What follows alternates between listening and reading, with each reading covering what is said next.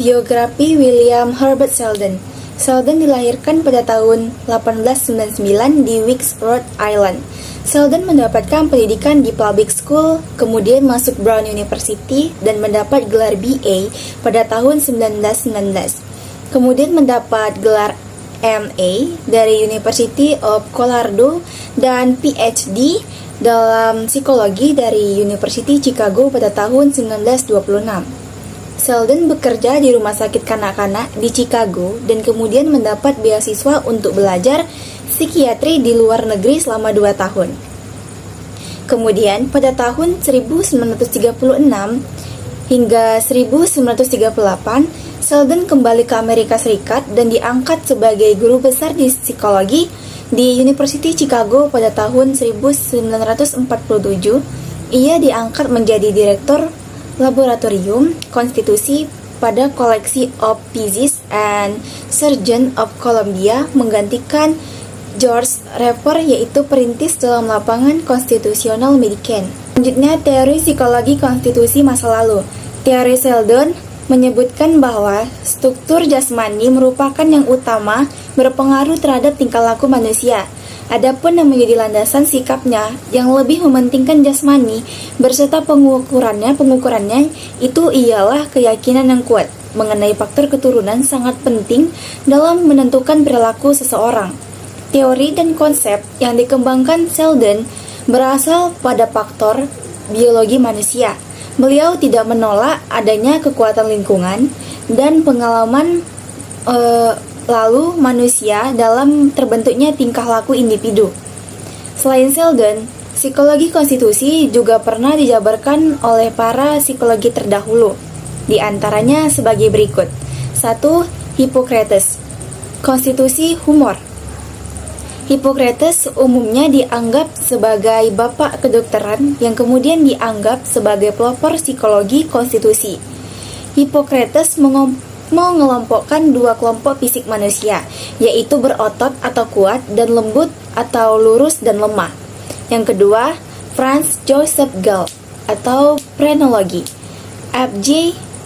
Gall bersama-sama dengan Johann Friedrich Spanghem mengembangkan phrenologi.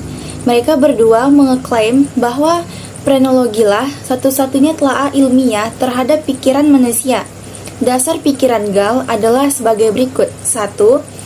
Otak adalah organ untuk berpikir. 2. Berpikir itu merupakan kumpulan sebagai unsur kemampuan atau potensi bawaan. 3. Potensi yang berbeda-beda itu masing-masing menempati bagian-bagian tertentu. 4. Ukuran organ-organ di otak menentukan kekuatan potensi yang menempatinya. 5. Bentuk otak ditentukan oleh perkembangan berbagai organ yang ada di otak itu. 6. Tengkorak terbentuk mengikuti bentuk otak sehingga daratan otak dapat dibaca sebagai indeks sikap dan cenderung psikologis yang akurat. Diyakini bahwa pengukuran permukaan dan mempelajari keanehan bentuk tengkorak, orang dapat menemukan perkembangan bagian tertentu dari otak dari organ otak sehingga dapat disimpulkan potensi, sikap, sifat, kecerdasan, karakter yang menonjol pada diri pemilik setiap otak. 3. Ernst Kretschmer atau konstitusi fisik. Sebagai seorang psikiatris, ia menyadari bahwa adanya hubungan antara bentuk tubuh tertentu dengan 2 macam gangguan mental. Yang pertama, psikotik manik depresif atau emosi yang berubah-ubah ekstrim. Yang kedua, skizofrenia atau emosi yang datar, menarik diri, delusi, dan halusinasi. Gejala manis depresif dan skizofrenia pada organ normal disebut siklotimik dan skizotimik. Menurut responden terhadap foto-foto responden Kretschmer membedakan 4 macam bentuk tubuh, yaitu astenik atau kurus dan lemah, atletik atau berotot dan kuat, piknik atau gemuk, dan dysplaktik atau campuran. Selanjutnya, kepribadian statis Selden. Selden menanamkan penelitian mengenai bentuk dan ukuran tubuh manusia sebagai psikologi statis atau morfologi. Menurut Selden, ada struktur biologis yang dinamakan morfogenotip. Morfogenotip berasal dari kata morfologi dan genotip. Itu adalah struktur, konstruk, dan susunan tubuh manusia yang ditentukan dari keturunan. Dalam mengukur aspek jasmani individu, Sheldon melakukan kajian pendekatan demi menentukan komponen penting yang menjadi dasar tingkah laku manusia, di antaranya 1. Somatotip atau komponen fisik primer. Somatotip adalah pernyataan kuantitatif mengenai derajat kepemilikan 3 komponen fisik, yaitu endomorfi, mesomorfi, dan ektomorfi. Yang pertama, endomorfi. Komponen dari struktur tubuh relatif dominan oleh sistem vegetatif bagian tubuh yang berkaitan dengan pencernaan. 2. Mesomorfi. Komponen dari fisik relatif didominasi oleh tulang, otot, dan jaringan penghubung. Mesomorfosis berasal dari mesoderm, lapisan tengah dari embrio yang kemudian berkembang menjadi persendian dan sistem sirkulasi. Tubuhnya ditandai dengan wujud yang segi-segi dan keras, kokoh, serta tahan sakit. Yang ketiga, ektomorfi. Kemampuan dari fisik relatif didominasi oleh kulit dan sistem saraf. Ektomorfi berasal dari ektoderm, lapisan terluar dari embrio, yang berkembang menjadi kulit dan sistem saraf. Tubuhnya ditandai dengan bentuk tubuh yang tipis, tinggi, dan otot yang lemah. 2. Komponen fisik sekunder. Sheldon menjelaskan gejala melalui komponen fisik sekunder, yaitu displasia. Ukuran beberapa jauh 3 komponen primer muncul tidak konsisten di bagian-bagian tubuh yang berbeda. Sheldon membagi tubuh manusia menjadi 5 bagian, yaitu kepala, dada, tangan, perut, dan kaki. Selanjutnya, ginandomorfi berasal dari bahasa gina atau perempuan, andro atau laki-laki. Sheldon menyebutkan bahwa ukuran yang menunjukkan sejauh mana fisik memiliki sifat-sifat yang terbiasanya terdapat pada lawan jenis disebut indeks G. Ginandomorfi adalah campuran sifat fisik antara seks laki-laki dan perempuan. Jika campuran disebut bersifat psikis, biasanya disebut androgini. Selanjutnya ada aspek tekstural. Komponen yang menggambarkan ukuran, kehalusan, atau kekerasan fisik atau komponen. Komponen ini menilai keindahan dan kemenarikan yang sukar dilakukan secara objektif. 3. Distribusi dan konstansi somatotip. Pada mulanya, Sheldon mengatakan bahwa somatotip orang itu bersifat konstan, tidak berubah. Namun kemudian Sheldon mengakui bahwa somatotip itu konsisten lintas waktu kecuali ada perubahan substansial akibat makanan dan kesehatan fisik. Jadi somatotip adalah jalur di mana organisme menjalani hidup pada kondisi makanan yang standar dan kondisi tanpa penyakit yang mengganggu. Somatotip yang ideal dapat diperoleh melalui masa lalu, nenek moyang, atau ayah dan ibu. Dinamika kepribadian.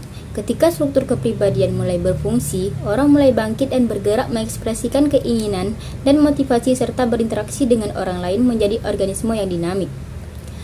Tingkah laku yang dimunculkan organisme itu merefleksikan temperamen atau tingkat kepribadian sedikit di atas fungsi fisiologis dan berada di bawah sikap dan keyakinan, di mana pola dasar motivasi muncul dengan sendirinya. Yang pertama ada dimensi temperamen. Sheldon mengemukakan asumsinya bahwa ada sejumlah kecil faktor melatar belakangi variabilitas dan kompleksitas tingkah laku manusia. Yang kedua ada hubungan antar jasmani atau somatotip dengan tingkah laku atau temperamen. Analisis rasional memberi alasan lain mengapa ada korelasi antara morfologi dan temperamen, yaitu A. Penguat atau reinforcement. Orang dengan morfologi tertentu akan menemukan model tingkah laku yang efektif bagi dirinya untuk memperoleh penguat. Yang B ada stereotip. Orang dengan morfologi tertentu hendak bertingkah laku. Yang C ada pengasuhan. Pengaruh lingkungan bisa mempengaruhi perkembangan fisik yang berpengaruh pada tingkah laku. Yang D ada genetik. Gen berdiri sendiri atau gabungan antar gen bisa memiliki dampak jamak atau multiple efek terhadap fisik dan tingkah laku. Ketiga ada hubungan antara somatotip dengan delinkuensi dan psikiatri. Memakai model pengukuran temperamen, Sheldon menyusun Checklist tingkah laku psikotik yang mengungkap 3 kecenderungan, yaitu afeksi. Yang pertama ada afeksi, yang kedua ada paranoid, yang ketiga ada heboid. Keempat ada komponen-komponen temperamen. Komponen-komponen temperamen ini terdiri pula atas 3 komponen, yaitu A. Tipe Viscerotonis. Sifat-sifat orang yang bertipe ini ialah yang pertama ada sikap tidak tegang atau rileks. Yang kedua ada suka akan hiburan. Ketiga ada gemar makan. Keempat ada besar kebutuhan akan resonansi orang lain. Kelima ada tidur nyenyak. Keenam ada bila menghadapi kesukaran membutuhkan orang lain. B. Ada tipe somatotonis. Sifat-sifat temperamen ini antara lain: 1. Sikapnya gagah. Yang kedua ada perkasa. Yang ketiga ada kebutuhan bergerak bebas. Keempat ada suka terus terang. Kelima ada suara lantang. Keenam ada bila menghadapi kesukaran membutuhkan orang lain. 7 ada bila menghadapi kesukaran butuh melakukan gerakan-gerakan. C. Ada tipe celebrotonis. Sifat-sifat orang yang bertipe ini ada sebagai berikut. Yang pertama ada sikapnya kurang gagah atau ragu-ragu. Yang kedua ada reaksinya cepat. Yang ketiga ada kurang berani bergaul dengan orang banyak. Yang keempat ada kurang berani berbicara di depan orang banyak. Kelima ada kebiasaan tetap hidup teratur. Keenam ada suara kurang bebas. Ketujuh ada tidur kurang nyenyak. Kedelapan ada nampaknya lebih muda dari yang sebenarnya. Kesembilan ada kalau menghadapi kesukaran butuh mengasingkan diri. Nah, di sini aplikasi kepribadian aplikasi teori konstitusi. Yang pertama ada pendidikan anak. Sheldon mendidik anak dengan memperhatikan variabel dasar yang dimiliki anak untuk memberikan peluang yang paling menguntungkan. Sheldon menyesuaikan hipotesis dengan komponen somatotip masing-masing anak. Yang kedua adalah psikoterapi. Yang pertama ada membantu individu untuk meningkatkan kesadaran diri dan memahami karakteristik fisik dan kepribadian mereka sendiri.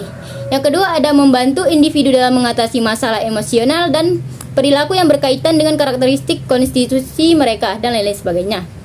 Kemudian ada analisis kasus. Yang pertama ada endomorfik. Seorang dengan tubuh yang bulat, cenderung gemuk dan kurang atletis. Mereka memiliki karakteristik yang lembut, ramah dan menyenangkan. Contoh kasusnya Tukul Arwana, seorang komedian dan presenter Indonesia. Tukul memiliki tubuh yang bulat dan cenderung gemuk. Ia dikenal sebagai pribadi yang ramah, santai dan selalu ceria di depan kamera. Karakteristik tersebut sesuai dengan konstitusi endomorfik yang memiliki sifat lembut dan ramah. Yang kedua ada mesomorfik. Seseorang dengan tubuh atletis, berotot dan kuat. Mereka memiliki karakteristik yang percaya diri, agresif dan suka bersaing. Contoh kasus Iko Uwais, seorang aktor dan seniman bela diri Indonesia. Iko memiliki tubuh atletik, berotot dan kuat karena ia juga seorang praktisi seni bela diri. Ia dikenal sebagai pribadi yang percaya diri, agresif dan suka bersaing. Karakteristik tersebut sesuai dengan konstitusi mesomorfik yang memiliki sifat percaya diri dan agresif. Yang ketiga ada ektomorfik. Seorang dengan tubuh yang kurus dan ramping cenderung tidak berotot. Mereka memiliki karakteristik yang introvert, kreatif dan sensitif. Contoh kasus Raisa Andriana, seorang penyanyi dan penulis lagu Indonesia. Raisa memiliki tubuh yang kurus dan ramping, cenderung tidak berotot. Ia dikenal sebagai pribadi yang introvert, kreatif, dan sensitif. Karakteristik tersebut sesuai dengan konstitusi ektomorfik yang memiliki sifat introvert dan kreatif. I got nothing to lose.